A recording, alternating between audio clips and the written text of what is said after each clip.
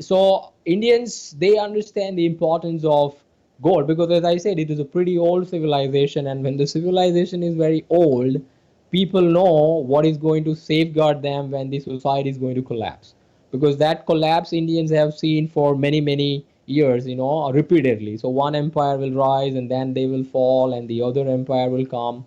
So in between there is a transition period. So people know that it's only gold and silver that is going to safeguard their wealth. So they know about it very well, but I'm kind of worried about the Americans. They don't really understand the importance of gold at all.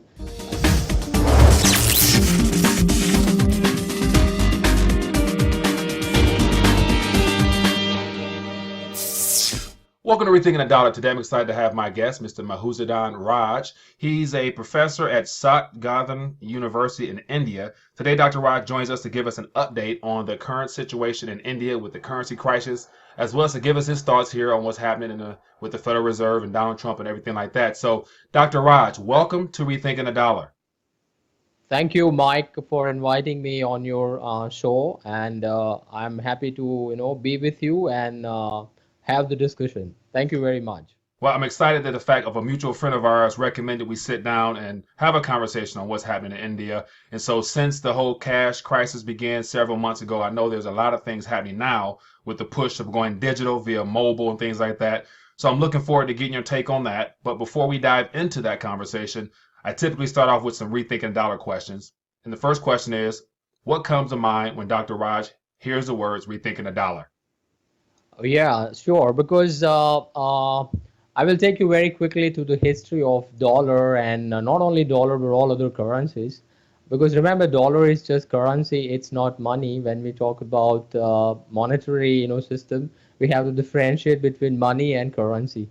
So money is the common medium of exchange, and currency is that is circulating into the economy. So before I think 1933, dollar was basically a name of the underlying unit weight of gold at whatever rate it was exchanging. I think it was $33 per ounce.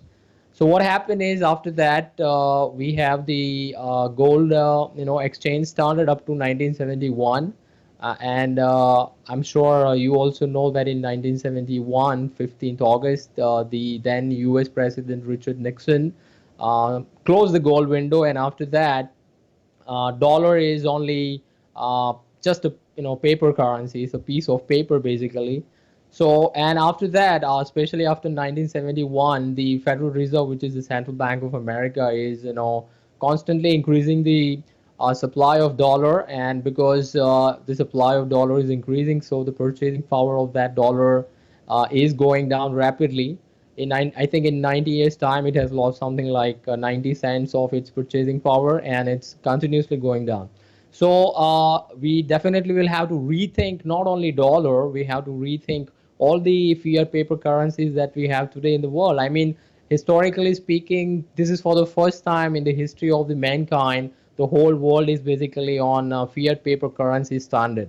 This has never happened for 6,000 years. Human beings have used either gold or silver as money, as a common medium of exchange. But this is for the first time that a paper currency is being used. And again, historically speaking, any experiment in the history with paper currency has always failed. So this experiment is also going to fail.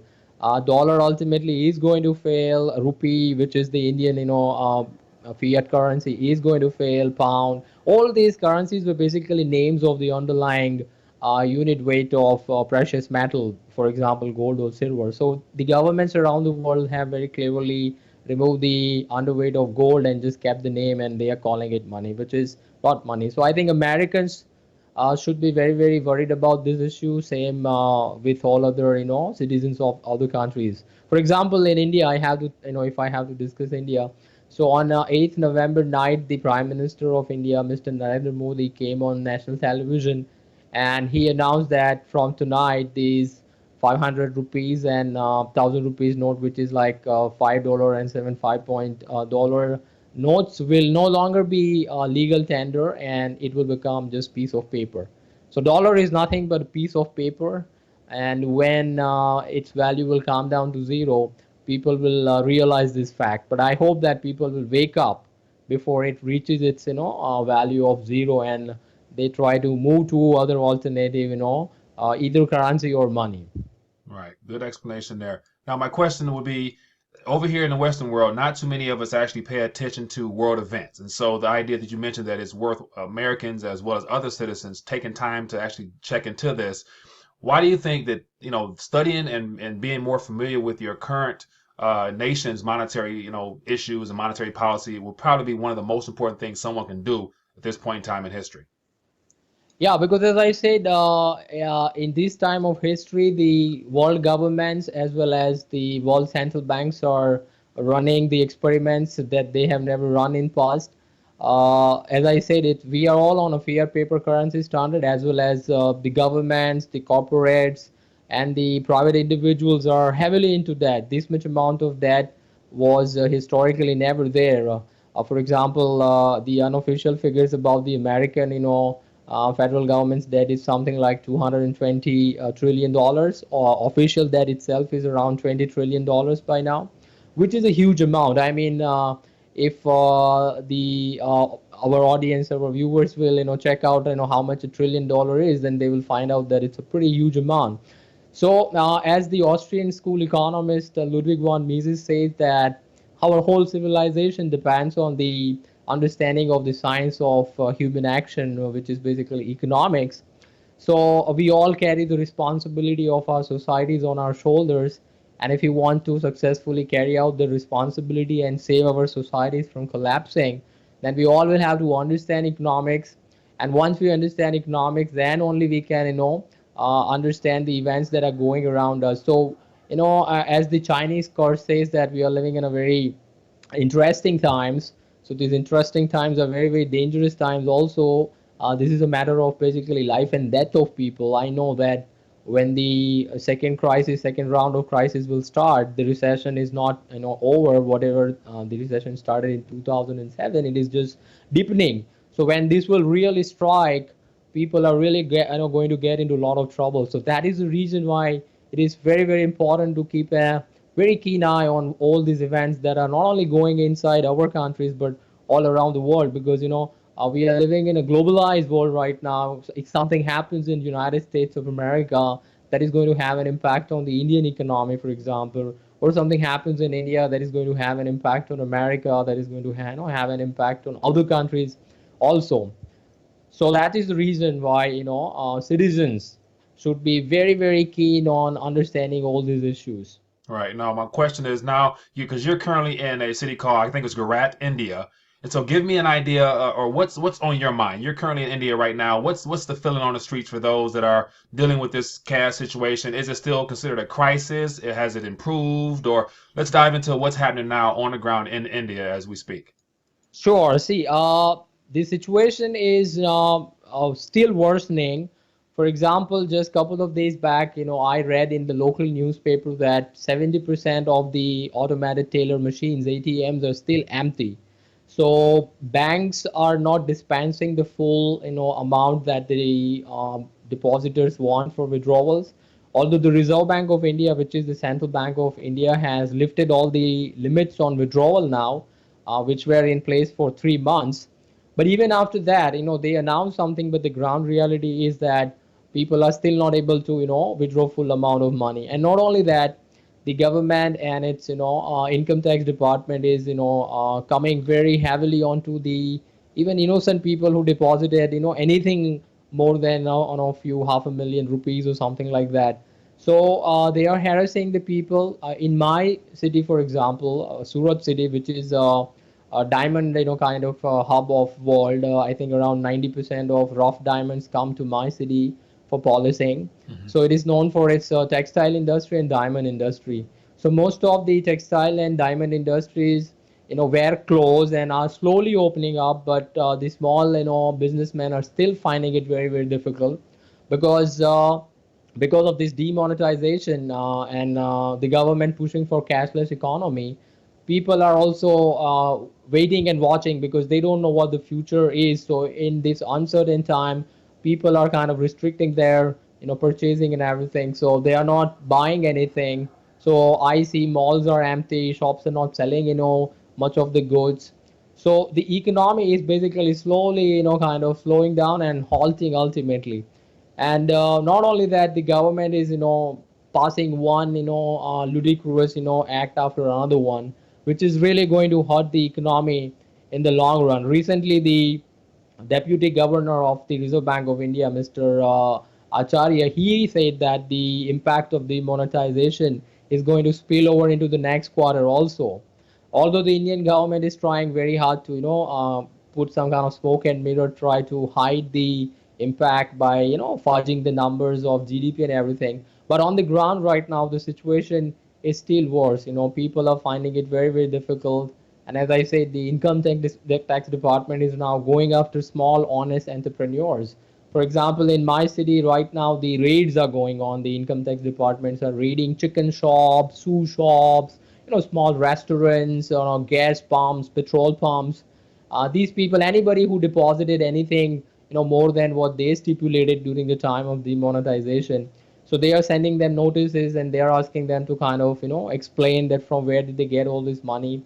Right. And if they find somebody with any kind of big deposit, they are forcing them to declare that into Narendra Modi's, poor welfare program, what they call in a local language, Pradhan Mantri Garib Kalyan Yojana, for example. Right. So, So, so one yeah, so right. so so one question, yeah. So you said they're raiding, they're actually raiding shops right now. Looking, I mean, what are they looking for? Looking for, cash, or I mean, what are they raiding looking for? Yeah, they're looking for basically cash. And I mean, see, recently they have changed the IT law in India, and that gives a total blank check to the income tax officers that without any kind of reason, without any kind of warrant, they can just, come and raid your home and look after anything they want. And not only that, they can basically confiscate your property and say that, until you clear your case, we are going to keep this property with us, so that if something we find out, then we can recover our money or whatever. So they are reading, looking for money, they're looking for gold, silver, if somebody is having that in their home.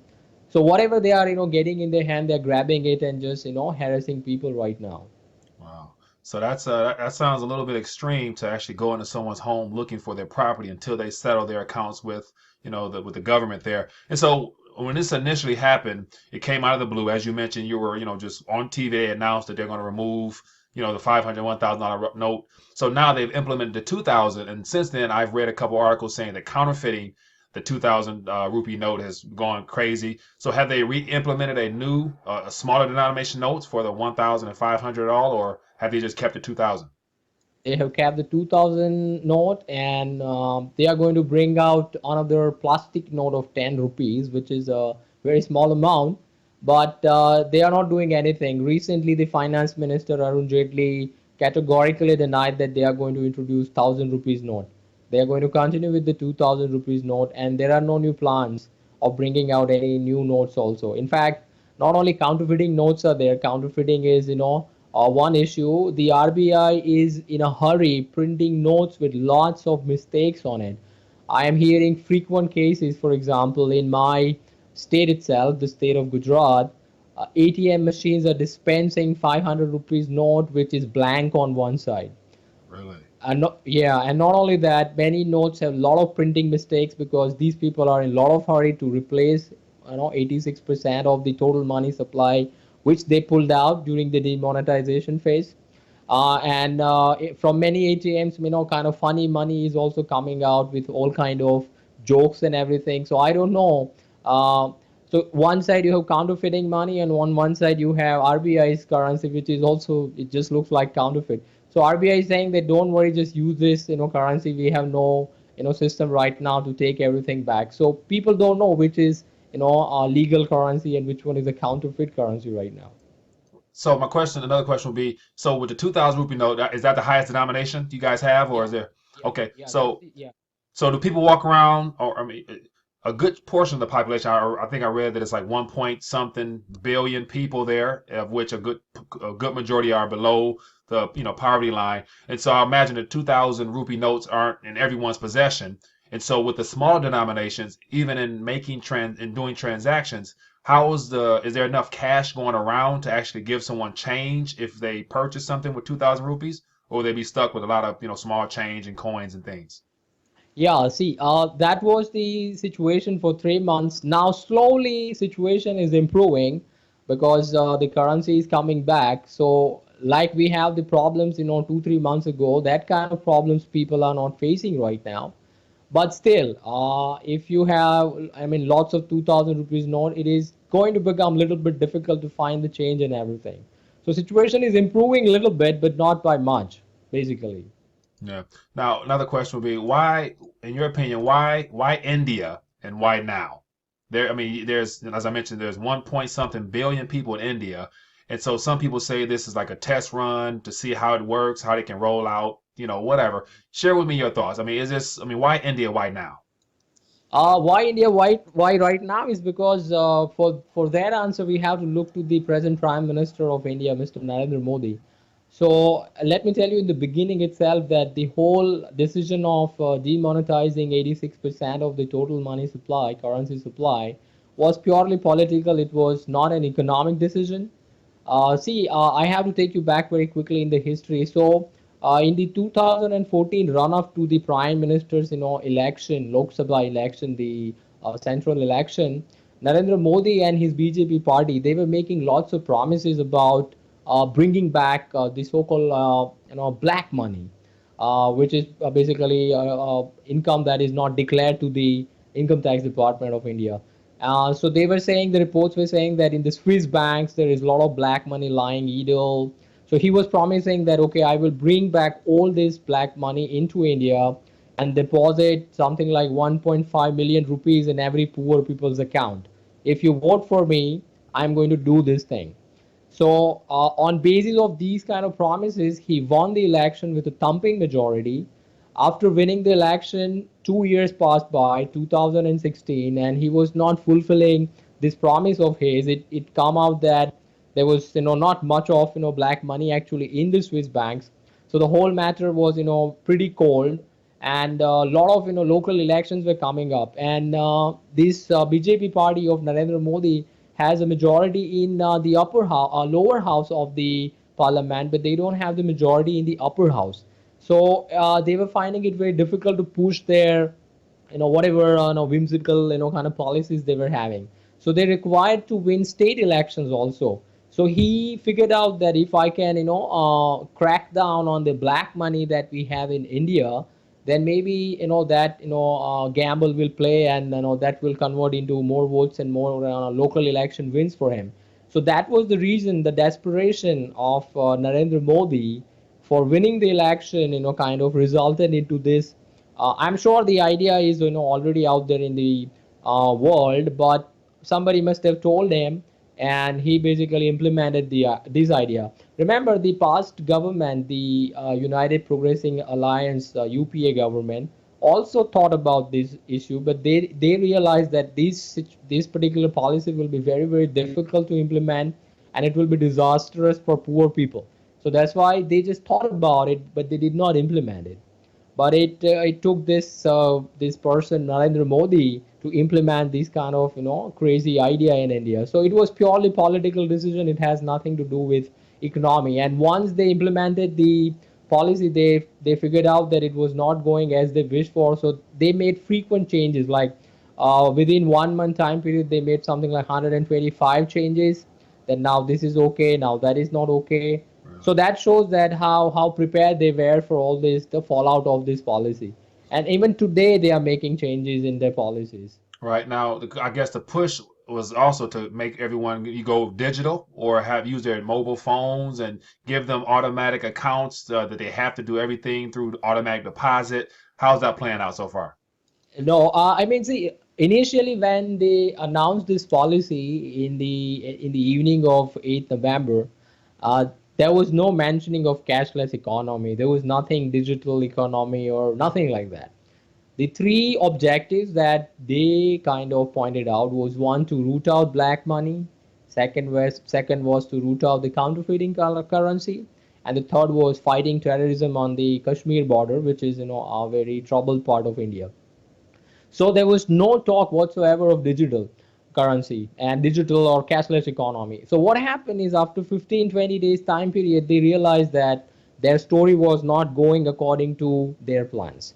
So that's why they started to change the whole, story of the demonetization. And then he suddenly started pushing the whole idea that we are doing this for making, India cashless. And what happened after that is obviously because India is 90% cash economy. There are so many, poor people in India. So this was never going to work. So he realized that cashless is not going to work. So they again changed the story, and they are now saying that it's not cashless economy but less cash economy.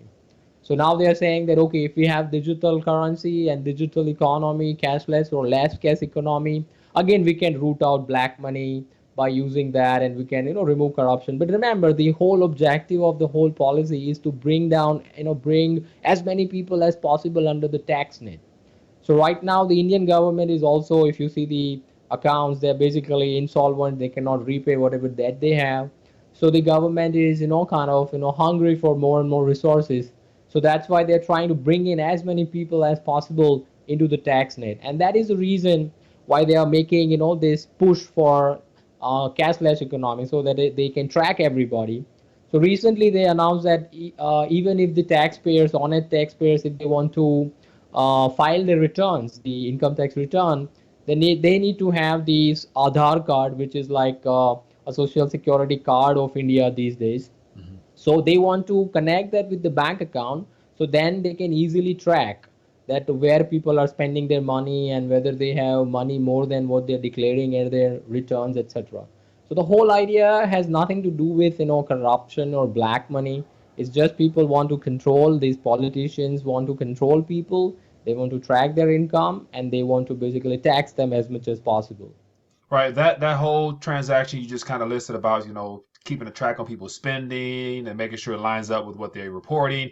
Do you see that? I mean, that kind of sounds like, that's something that might want to be rolled out over on this side of the water as far as being able to actually monitor and see how much you earn, how much you're spending, where you're spending it to, so that they can kind of, oversee your life. I mean, it's kind of very invasive, wouldn't you say?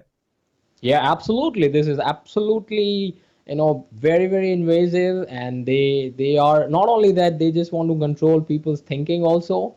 So this is basically people, violation of people's privacy, and they are not discriminating at all. They are saying we just want to control everybody. So of course, this is invasion of privacy and everything.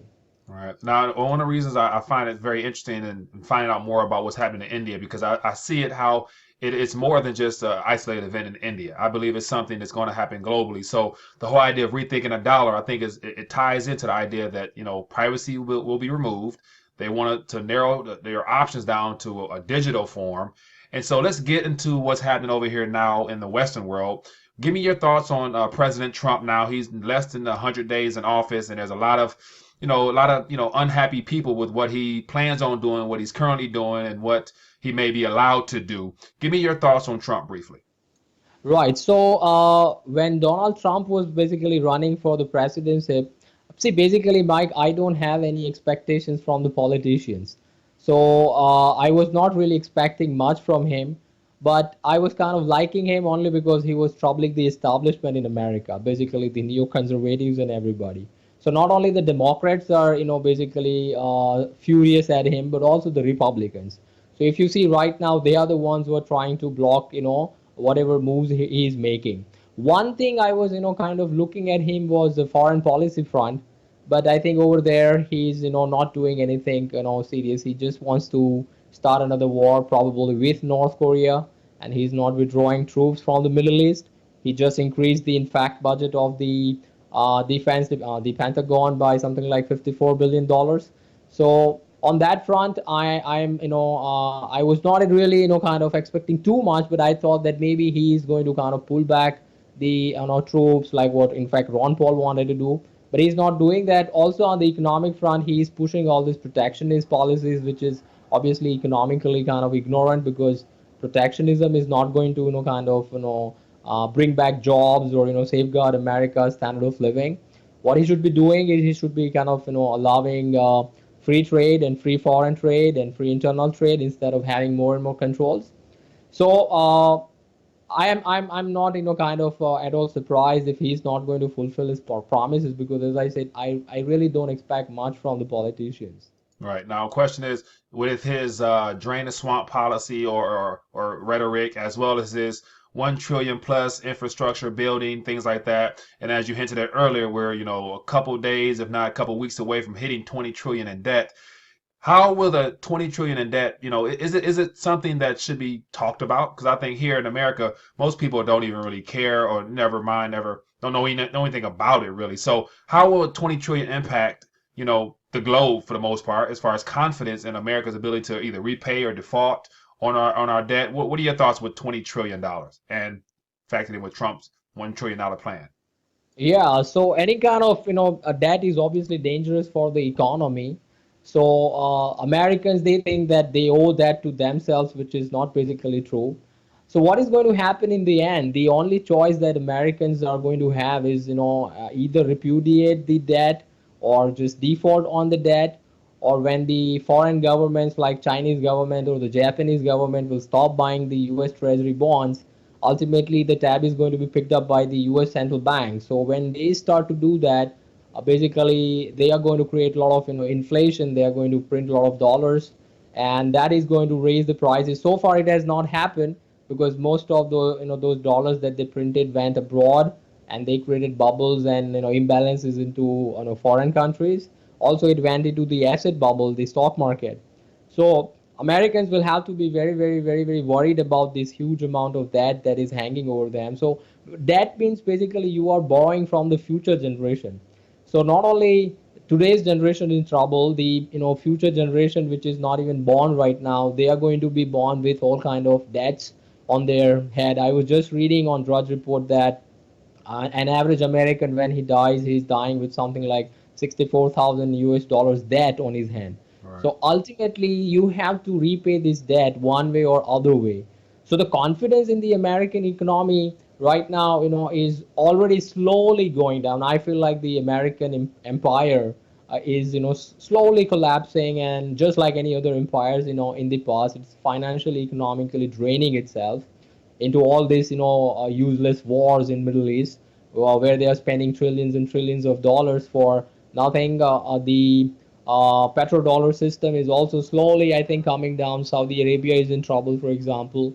And I was just checking some figures. The Chinese currency, yuan, renminbi, is also slowly increasing in the international payment of currency.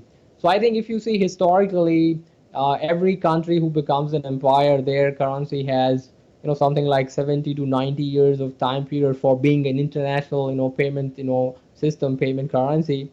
So I think dollar's time is already, I think, due, and I think it is going to retire, and maybe some other currency, probably the Chinese currency, will take over in future. So the Americans will have to be very, very careful, because the whole standard of living right now, I mean, whole means a big chunk of standard of living of the Americans depend on this petrodollar system, and the dollar being the international payment system. And that is the reason why all these countries like India or Vietnam, Bangladesh, China, they are producing goods and services, and they are sending it to America. And in exchange of that, America is just printing, dollars and giving it to them. So you guys are having kind of, I mean, you in the sense the Americans are having a kind of free ride. So when the dollar will stop being an international currency, Americans will have to work very, very hard. I think even right now, Americans have no retirement age, I guess, and most of them are, working because they have a lot of debt on their head. So they have to think about their, monthly bills and everything. So this is a very, critical situation right now. Right, I do agree. Now, let's talk a little bit about, when as the empire, as you mentioned, as the times shift, as we go, as what's considered the greatest nation on the planet is no longer the greatest, based upon the fact that no one wants, to put up with our, us sending them paper and they sending us goods. What will it look like when the shoe's on the other foot? How will the 300 plus million Americans in this country, how would our lifestyles be? I mean, a lot of the developed nations and third world countries, don't even have the bare minimum. Can you foresee a time where the underdeveloped nations become, because they actually have goods and services and product that people need, whereas in all we produce is paper and debt? Can you see when our living standards may not be quite as good as they are now and may somehow resemble that of a third world country?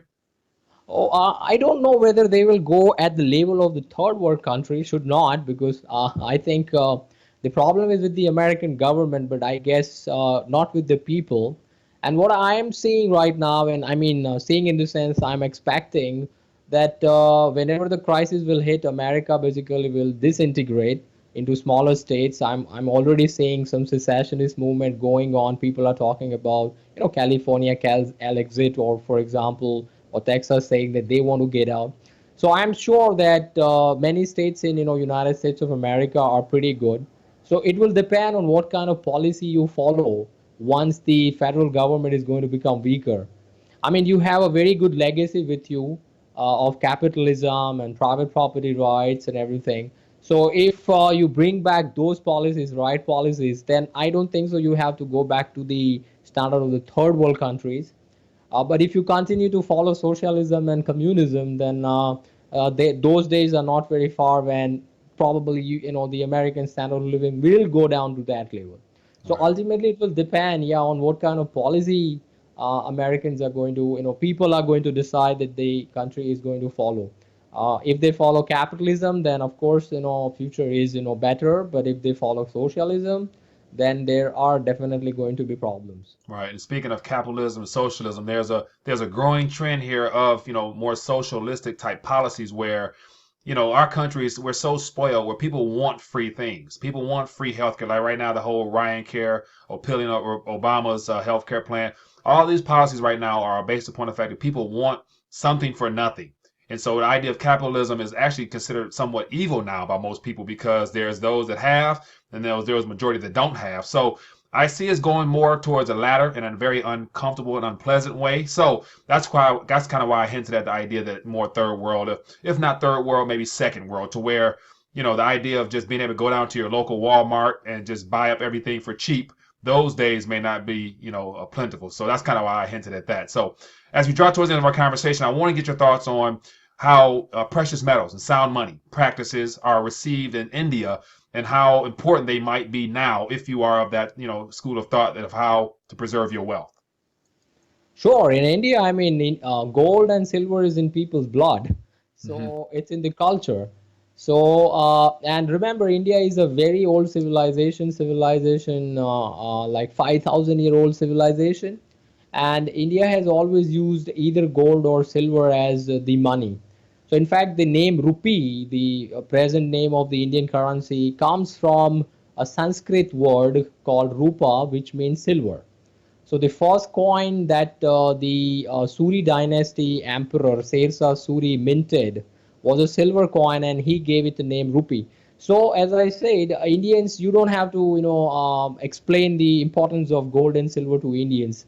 Especially the women folk, they know about that very well. So when, for example, when they are getting married, they are they're going to wear a lot of gold jewelry and they're going to buy all those things, and that is like kind of for safety of their future. So in dowry also they get a lot of gold and ornaments and everything. And I don't know the exact figures, but right now I'm reading in the newspapers that Indian household total together put they own something like more than 20,000 tons of gold. So India, 20,000 yeah, tons. yeah, yeah. So India is number one gold consumer. Every year, the consumption of gold is something like more than 1,000 tons. So, so Indians, they understand the importance of gold because, as I said, it is a pretty old civilization, and when the civilization is very old, people know what is going to safeguard them when the society is going to collapse. Because that collapse Indians have seen for many many years, repeatedly. So one empire will rise and then they will fall, and the other empire will come. So in between there is a transition period. So people know that it's only gold and silver that is going to safeguard their wealth. So they know about it very well, but I'm kind of worried about the Americans. They don't really understand the importance of gold at all. I remember America is a very young country, right? Hmm. It achieved the independence only in 1776, and country of basically immigrant population. So they don't have any history of gold. Although I think in Constitution, the founding fathers they did talk about gold and silver, but uh, Americans, I don't think so. They understand the importance. Gold is the ultimate insurance policy against all these kind of government, shenanigans that are going on. So when the purchasing power of the paper currency is going down, your safeguard is in these precious metals. Now, I'm not a financial advisor, I'm just an economist, but if you listen to good financial advisors, they will always advise you to keep at least, 10-15% of your total portfolio into gold and silver precious metals. So that will at least safeguard your, 90, 85, 90% of the other portfolio that you probably will have in bonds or currencies or stock markets, for example. Right. So, yeah.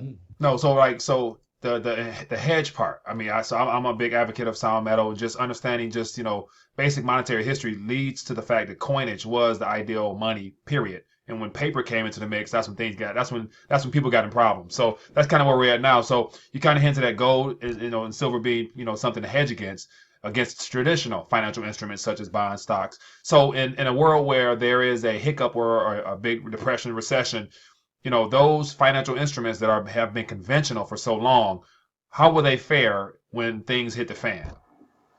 Yeah, when the thing will hit the fan, I feel all these paper promises are going to go down. You see bonds, currencies, or stocks. They are basically paper promises and a lot of counterparty risk with them.